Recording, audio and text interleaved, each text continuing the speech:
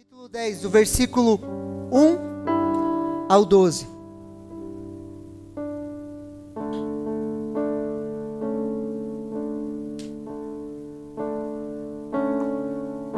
A palavra de Deus, ela fala assim: depois disso, o Senhor escolheu outros 70 e os enviou de 2 em 2, para que fossem adiante dele a cada cidade e lugar onde ele haveria de passar.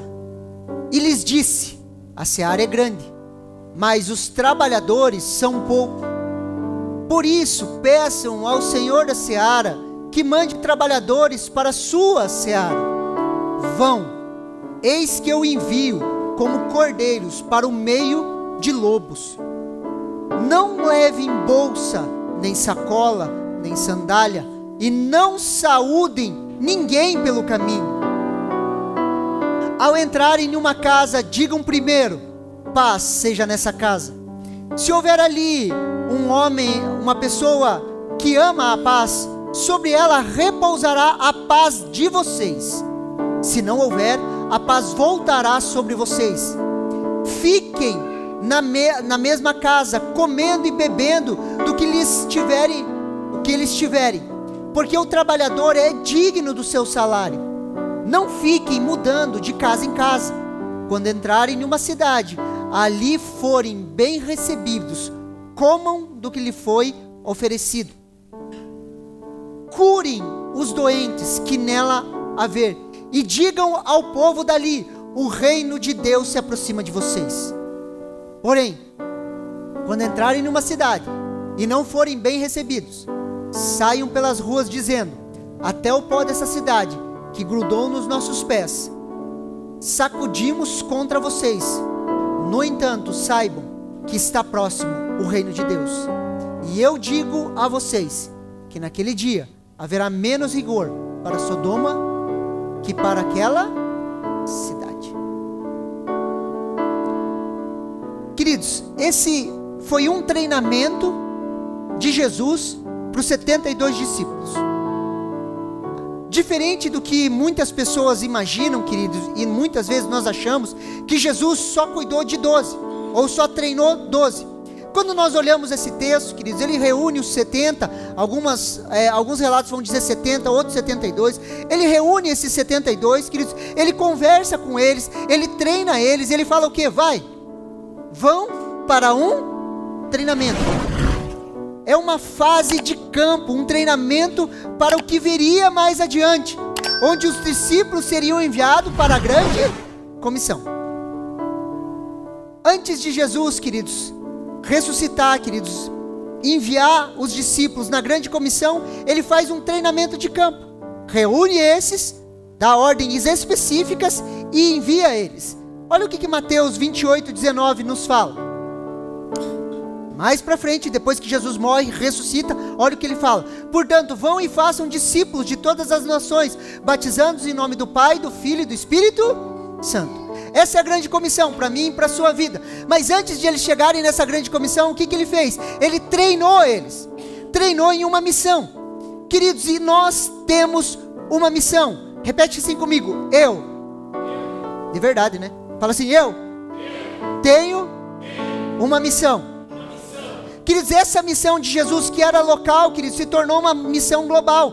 Inicia-se, queridos, com um treinamento de 72. Depois Jesus envia os seus discípulos em uma missão global. O evangelho veio sendo passado de geração em geração, de pessoa a pessoa, de discipulado a discipulado, até chegar a minha e a sua vida. E hoje estamos aqui reunidos em torno de Jesus, em torno da sua palavra, porque antes esses 70 foram treinados, comissionados e enviados.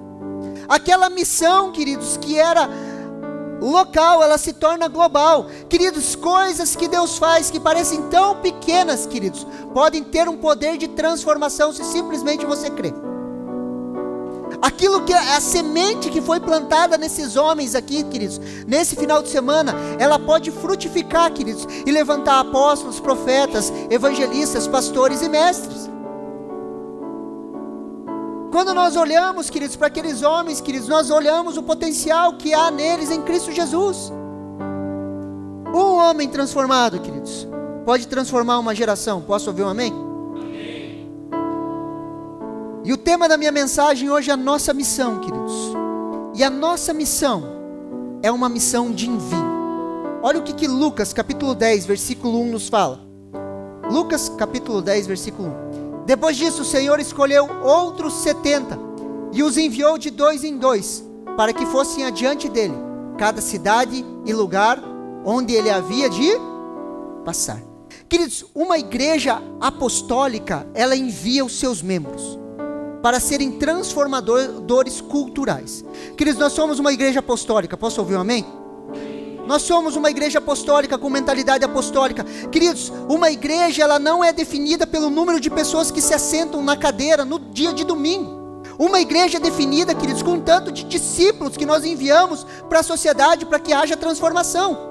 E nós somos uma igreja de envio. Fala amém aí. Nós somos uma igreja de envio, que envia transformadores culturais, queridos. Existem lugares, queridos, que você vai entrar, que eu como pastor, o seu líder de grupo familiar, nunca vão entrar. Existem pessoas que você acessa durante a semana que eu nunca vou acessar. Existem pessoas do seu relacionamento, queridos, que talvez eles só encontrem você de filho de Deus durante um período da vida dele. E você, como filho de Deus, comissionado e enviado, pode trazer transformação para a vida dessas pessoas. Existem pessoas, queridos, que eu não vou alcançar, mas você vai. Jesus envia os 72, e o envio é para mim e para você. Você é um agente do reino, e não importa o tanto que você sabe, queridos. Ah, pastor, eu sei tão pouco. Queridos, você é um agente do reino, queridos. E você é enviado, queridos, não importa o tanto que você sabe. O pouco que você sabe pode transformar uma família. Fala amém aí. O pouco que você sabe pode transformar pessoas. Esse pouco, queridos, pode trazer transformação. Quando nós olhamos o diálogo de Jesus com a mulher samaritana, queridos, aquilo é uma guerra teológica da época, queridos, onde os samaritanos defendiam uma linha teológica e os judeus defendiam outra linha teológica totalmente diferente. Os dois se cruzam, começa a entrar uma conversa diferente. Jesus ganha aquela mulher, queridos, e aquela mulher vai e espalha o evangelho para aquela cidade é transformada. Olha o que João capítulo 4, versículo 39 nos fala. Muitos samaritanos daquela cidade creram em Jesus por causa do testemunho da mulher que tinha dito: ele me disse tudo que eu já fiz. Presta atenção, você que foi para o encontro, o teu testemunho pode trazer transformação para muita gente. Não importa o tanto que você sabe, queridos, aquela mulher teve um encontro com Jesus, a mentalidade teológica dela era totalmente diferente do pensamento de Jesus. Jesus impacta ela com uma palavra de conhecimento, queridos. Olha para ela e fala assim: traz o seu marido. Ela fala assim: não tenho marido. Ele fala: falou bem, porque você já teve 5 maridos, e esse que você está não é seu marido. É uma palavra que traz o conhecer da situação daquela mulher, uma palavra profética, queridos. Aquela palavra desmonta aquela mulher, ela volta para a cidade e fala: ó, tem um cara ali que está falando tudo que eu sei, tudo que eu fiz. E o que acontece? Uma grande transformação naquela cidade. Então não tem a ver o tanto que eu sei, tem a ver o tanto que eu creio que Jesus pode transformar a vida de pessoas.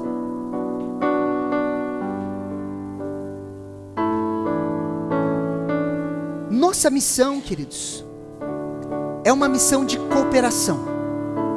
A nossa missão é uma missão de cooperação. Os 70, queridos, foram enviados de 2 em... Presta atenção aqui. Nunca ande sozinho. Queridos, esse é um princípio espiritual. Jesus enviou de 2 em... Queridos, aonde 2 estiverem... Queridos, eu não sou igreja. Às vezes você pergunta assim: o que é igreja? Daí as pessoas... Vem sempre uma ondinha da moda, né? A igreja não é o templo, a igreja sou eu. Queridos, você não é igreja, queridos. 2 de nós é igreja. Você sozinho nunca foi e nunca vai ser. Jesus envia de 2 em 2. Nossa missão se cumpre, queridos, quando cooperamos, queridos. Não existe essa história, eu não preciso de pastor. Aleluia. Queridos, não existe essa história. Eu não preciso de pastor. Queridos, pastor que não tem pastor não é pastor. Queridos, deixa eu falar uma coisa.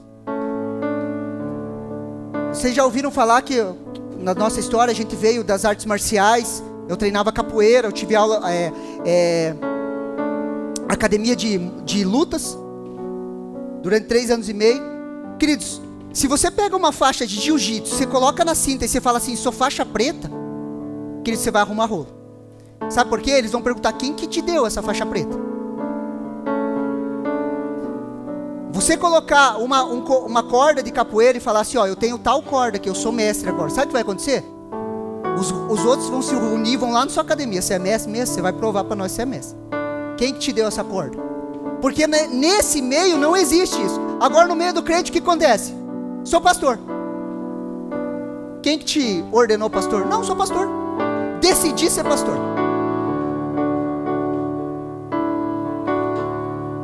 Queridos, isso não existe. O evangelho, queridos, foi passado. E nós cooperamos. Posso ouvir um amém? Não tem como quebrar isso, queridos. Nós somos corpo quando nós estamos juntos, reunidos. É um princípio. Até os testemunhos de Jeová. Vai pra internet. Até esses aí que eu ia falar, eu corto depois. Até os testemunhos de Jeová, queridos, entende? Vai de 2 em 2 visitar nas casas. E daí o crente fala assim, eu vou andar sozinho, né?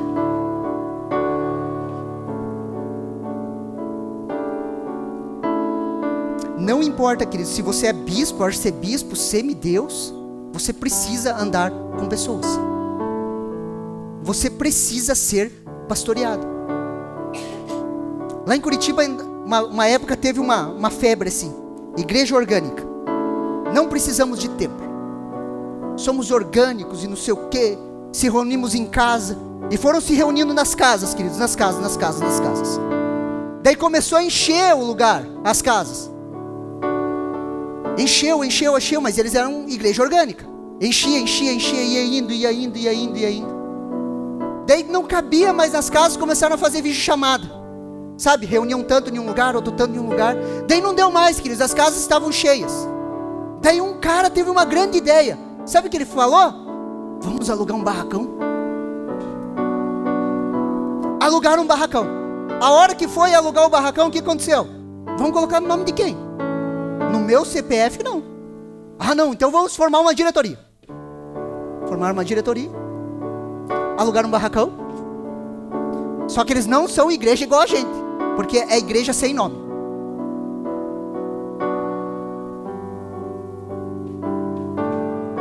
Você consegue me entender? Cris, não ande sozinho. Nós andamos com pessoas. Você precisa de um pastor, você precisa estar conectado. Olha o que Provérbios capítulo 18, versículo 1 nos fala. O solitário busca o seu próprio interesse e se opõe à verdadeira sabedoria. Olha o que a tradução O Livro nos fala. O individualista, que faz tudo sempre sozinho, é um egoísta que recusa toda espécie de conselho. Não andamos sozinhos. Posso ouvir um amém? Por isso que você tem grupo familiar. Se você não está em um grupo familiar, se conecte a um grupo familiar. Se conecte a pessoas, esteja próximo de pessoas.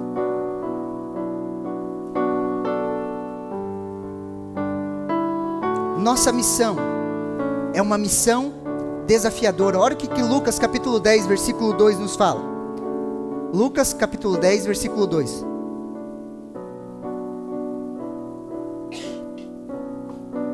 E ele lhe disse: a seara é grande, mas os trabalhadores são poucos. Por isso, peçam ao Senhor da seara que mande trabalhadores para a sua seara. Queridos, a seara é grande. Fala um amém aí. Queridos, quando nós olhamos para as demandas, queridos, as demandas elas são grandes, queridos. Quando olhamos para as pessoas que necessitam a Jesus, queridos, nós podemos entender que a seara é grande, queridos. A seara é grande. É muita gente, queridos. É muita gente para a gente ganhar para Jesus. É muita gente para a gente discipular, queridos. É muita gente para a gente fazer encontro. É muita gente para tocar, queridos. É muita gente. Quando nós olhamos a demanda da colônia, queridos, que é um lugar pequeno, queridos, é muita gente. A seara, ela é grande, mas são poucos os trabalhadores. Queridos, sempre vai ter mais demanda do que mão de obra.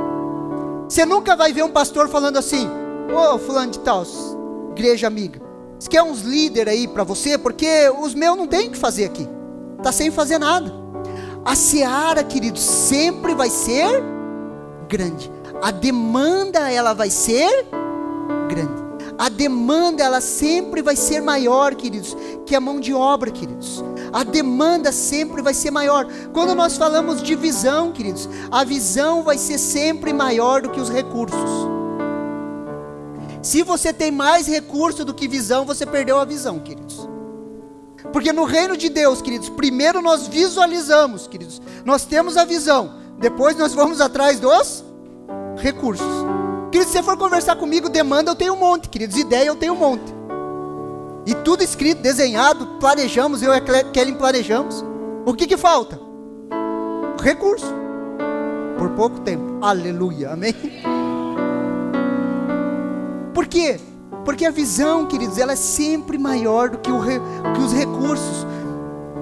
Sabemos que temos uma visão de Deus, queridos, quando ela está acima dos recursos. Tanto de mão de obra como de recursos. Vamos sempre depender de Deus. Por isso, peça ao Senhor da seara que mande mais trabalhadores, mais ceifeiros. A nossa missão, queridos, é uma missão arriscada. Olha o que Lucas capítulo 10, versículo 3 nos fala.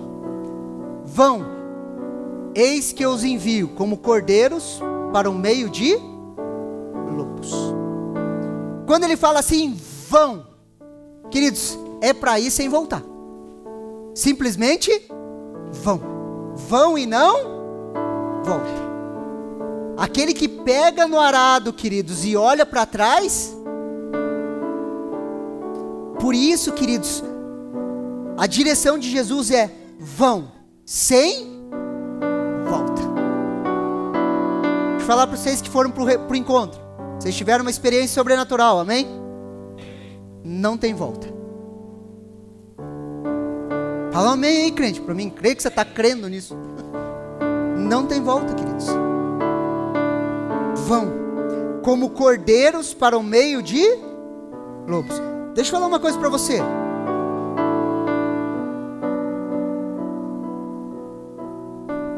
Muitas vezes entendemos o evangelho e buscamos um evangelho de conforto. O evangelho, ele não é confortável para nós. Nunca foi e nunca vai ser. O envio de Jesus, queridos, sobre as nossas vidas, queridos, quando nós cumprimos esse vão, queridos, o evangelho, ele não é confortável. Por isso que não tem como você formatar a tua cabeça assim: se tudo está indo bem é porque Deus está comigo. Se as coisas não estão indo bem, é porque Deus não está com. Queridos, se a gente pensar desse jeito, queridos, o evangelho, queridos, ele não é confortável, queridos. Ele nunca foi confortável. E ele nunca vai ser confortável. Eu e você somos enviados para a morte, queridos, como cordeiros para o meio de lobos.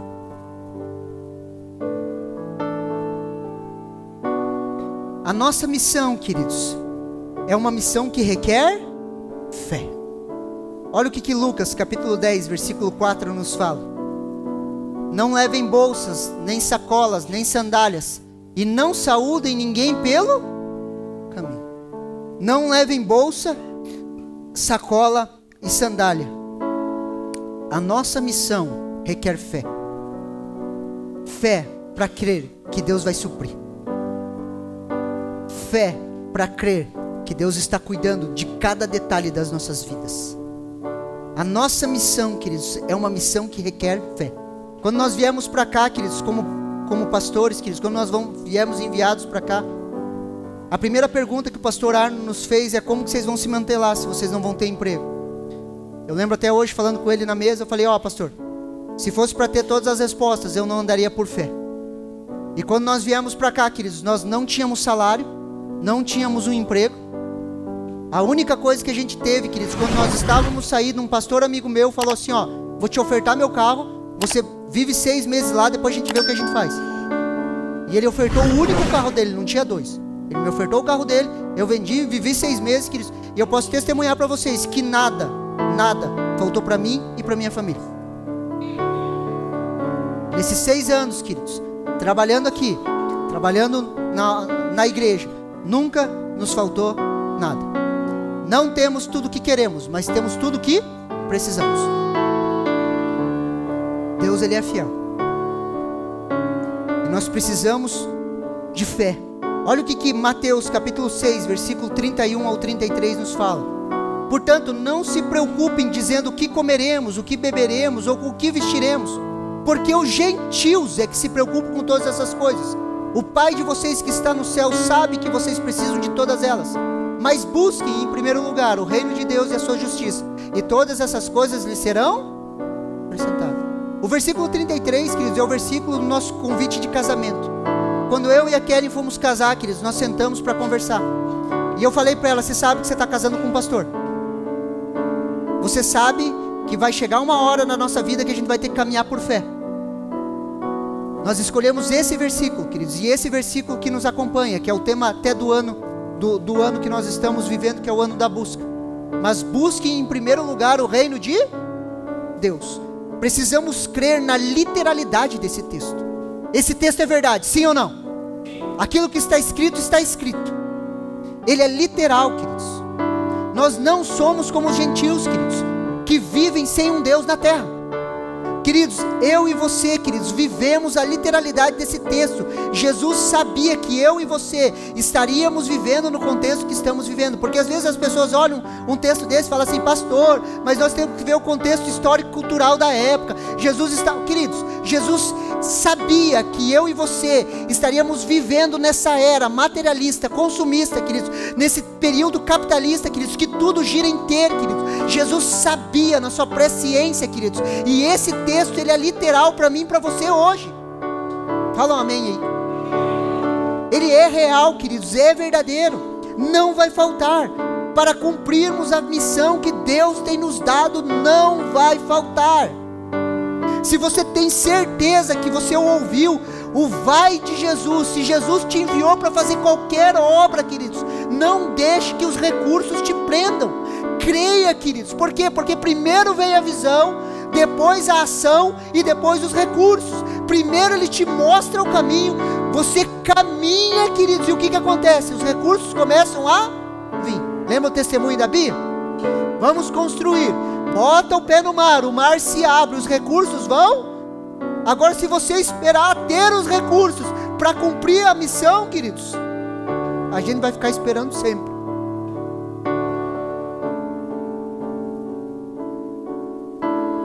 Nós não somos como os gentios, queridos, os gentios que vivem por essas coisas.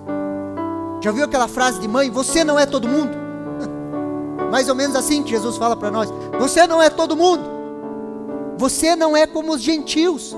Você não vive para correr atrás do comer, do beber, do se vestir. A sua vida não gira em torno dessas coisas.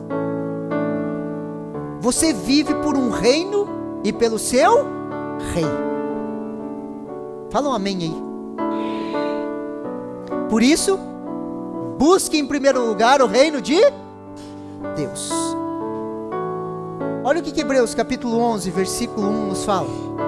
Ora, a fé é a certeza das coisas que se esperam, a convicção de fatos que não se veem. A fé é a certeza das coisas que se esperam. Deixa eu te fazer uma pergunta: o que você tem esperado em Deus? O que você tem esperado em Deus para sua família? O que você tem esperado em Deus para o seu futuro?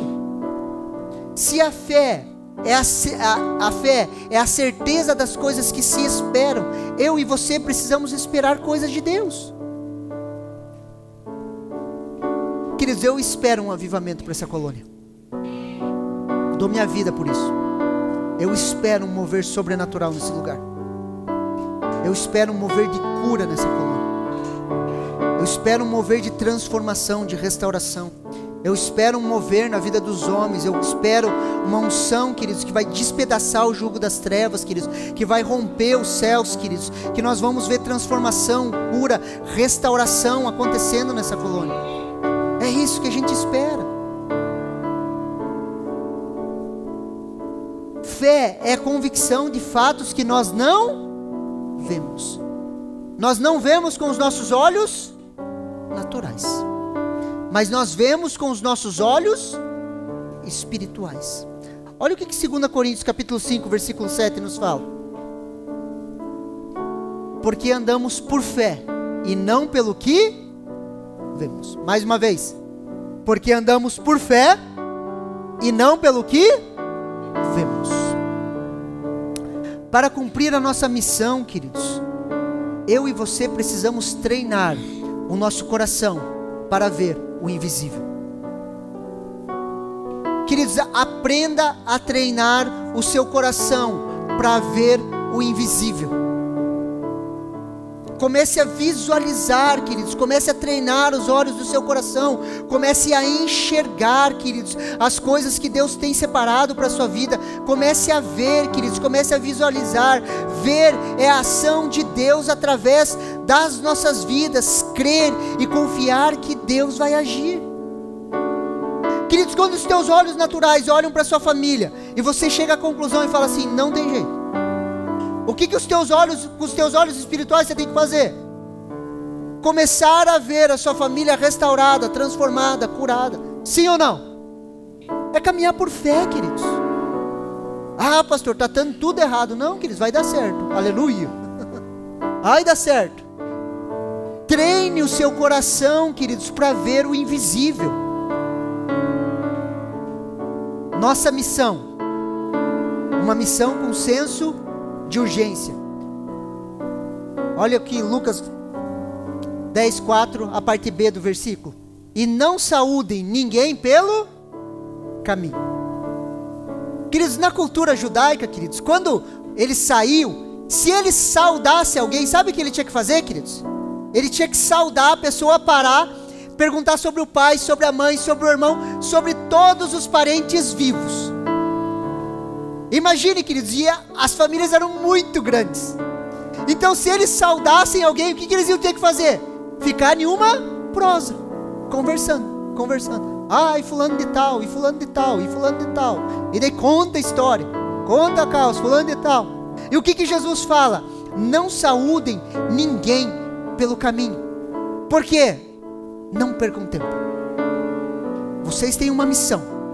Não percam tempo. Foquem na visão. Não fiquem perdendo tempo. Não fiquem jogando conversa fora. Temos uma urgência. Por quê? Porque estamos nos últimos dias. Deixa eu falar uma coisa para você. Não perca mais tempo. Não perca tempo, queridos. Não perca tempo com conversa fiada. Não perca tempo falando bobeira, queridos. Existem pessoas dependendo, queridos, de você se posicionar e levar o evangelho até elas. Não perca tempo. A missão que Deus tem nos dado, queridos, é uma missão que tem um senso de urgência. Jesus olha para aqueles homens e fala, ó, não parem, não saúdem, caminhem, vão e façam o que eu estou falando. Nossa missão é uma missão flexível à necessidade das pessoas.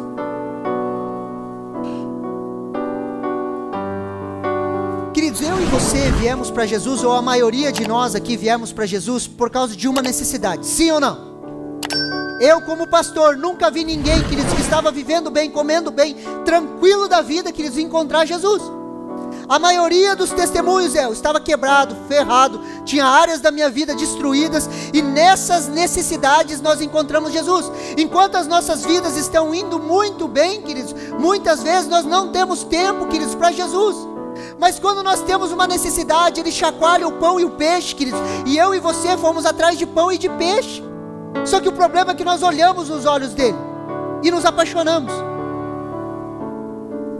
Ele chacoalhou o pão e o peixe, queridos, e você foi lá e comeu. Você sentou na mesa. e agora você não consegue largar dele. E a gente vem, e muitas vezes a gente vem por necessidade. Olha o que Lucas capítulo 10, versículo 9 nos fala: curem os doentes que nela vê, e digam ao povo: o reino de Deus se aproximou de vocês. Como igreja, queridos, precisamos ir ao encontro da necessidade das pessoas.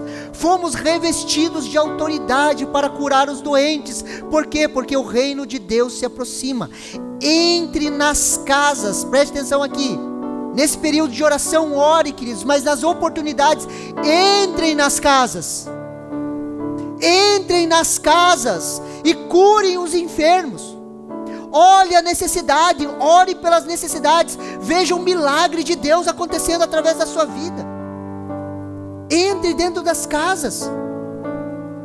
Você conhece pessoas, queridos, que estão longe de Jesus. Você conhece pessoas que estão sofrendo. Você conhece pessoas que necessitam de uma palavra. Então entre nas casas. Manifeste o reino de Deus. Apresente Jesus. Olha o que Êxodo capítulo 3, versículo do 6 ao 7. Eu gosto muito desse texto, queridos. Olha que interessante. Disse mais: eu sou o Senhor Deus de seu pai, o Deus de Abraão, o Deus de Isaque e o Deus de Jacó. Moisés escondeu o rosto porque teve medo de olhar para Deus. Então o Senhor continuou: certamente vi a aflição do meu povo que está no Egito, e ouvi o seu clamor por causa dos seus feitores. Conheço o sofrimento do meu povo. Deixa eu falar uma coisa para você.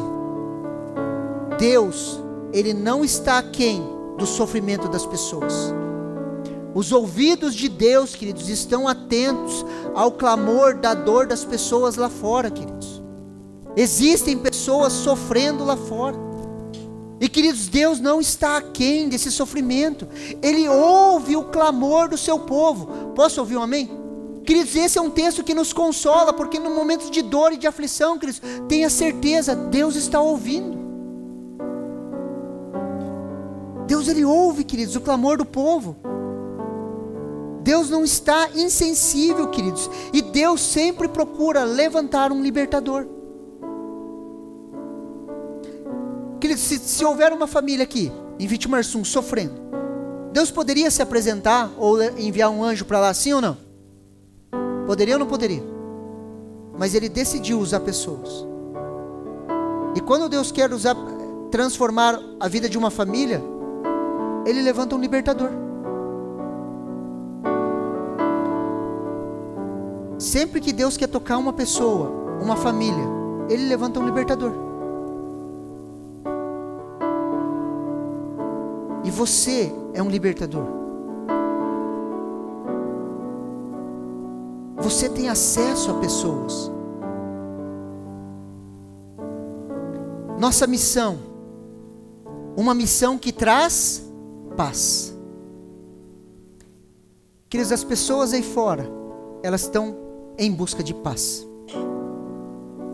Nós vivemos uma sociedade caótica, queridos.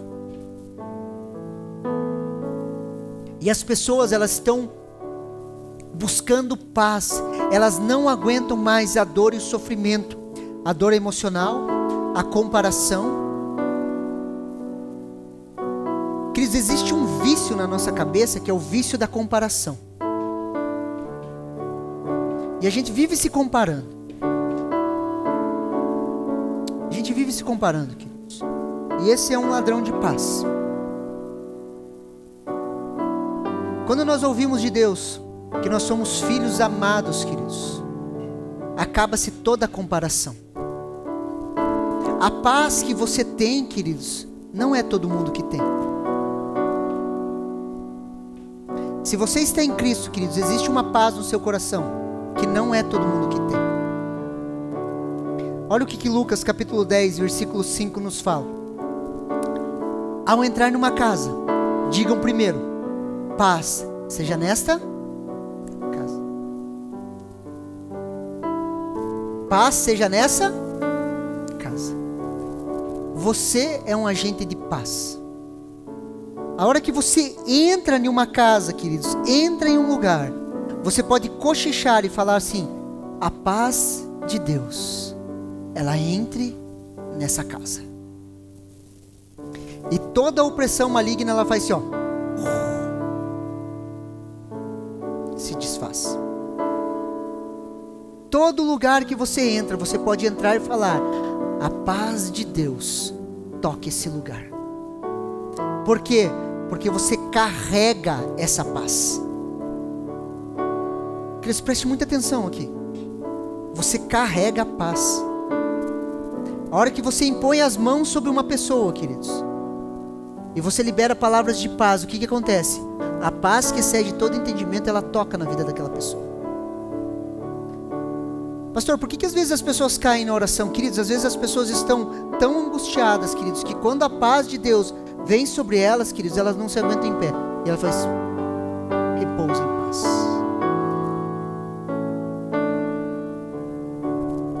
A paz de Deus está nas suas costas, queridos.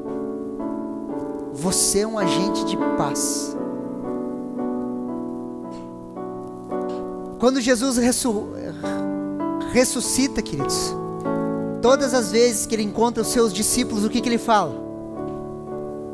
A paz esteja convosco. As palavras que ele mais repetiu, queridos, depois de ele estar ressurreto, que estão anotadas é: a paz esteja convosco. A paz esteja com vocês. Nós nos apropriamos dessa paz e nos tornamos agentes dessa paz, aonde a paz que excede todo entendimento flui das nossas vidas e toca em pessoas. A sua casa é uma casa de paz. Posso ouvir um amém? A sua casa é a casa onde a paz de Deus, ela repousa. Carregamos essa paz e trabalhamos para promover a paz de Deus, a paz que excede todo o entendimento. Pastor, por que fazemos encontros? Para que a paz de Deus toque a vida das pessoas. Porque continuamos, queridos, há mais de 20 anos fazendo encontro, para que a paz de Deus toque a vida das pessoas. Para que o renovo do Espírito Santo toque a vida delas. Vamos transformar essa colônia, amém? Como? Levando pessoas para o encontro, serem curadas, transformadas, receberem da paz. Sabe esses 3 que você vai orar? Que você vai orar, aleluia. Esses 3 vão ser os próximos que vão vir dar testemunho aqui em cima. Por quê? Porque você é um agente de paz. Você tem uma missão. Você foi comissionado. Assim como Jesus enviou esses 70, como igreja nessa noite, nós queremos enviar você para uma missão de transformação, de transformar ambientes, de carregar essa paz e tocar a vida de pessoas. Você recebe essa palavra no seu coração? Você recebe no seu coração? Quero te convidar a você